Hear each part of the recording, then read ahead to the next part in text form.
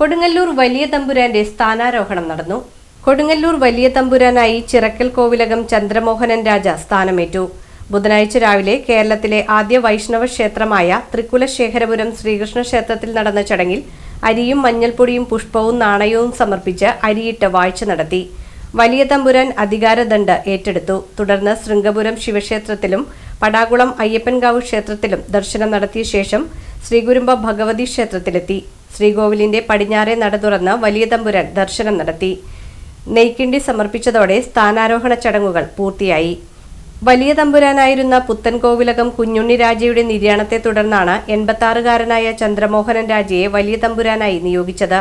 ചടങ്ങിൽ Devaswom president K Raveendran, board member advocate K P Ajayan, Devaswom commissioner SR Udayakumar, assistant commissioner MR Mini, Kodungallur Devaswom manager K Vinod, revenue inspector Ajithakumari, Devaswom officer Sudheer Melepattu, Sathyadharman Adikal, കോഴിക്കല്ല് മൂടലിന് ആദ്യ അവകാശികളായ തച്ചോളി വീട്ടുകാരുടെ പ്രതിനിധികൾ, വിവിധയിടങ്ങളിലുള്ള കോമരങ്ങളുടെ പ്രതിനിധികൾ എന്നിവരും പങ്കെടുത്തു.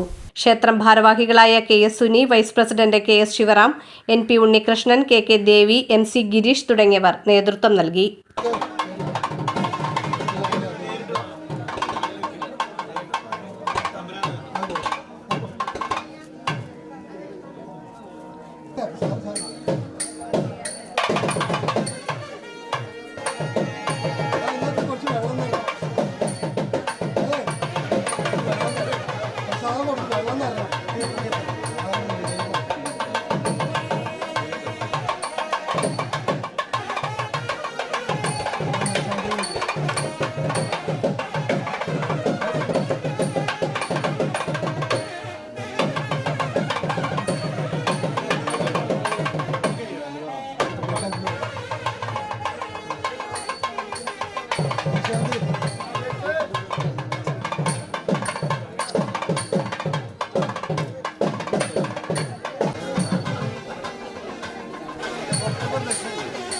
കഴിഞ്ഞിട്ട് ടോയ്ലറ്റ് വേണം.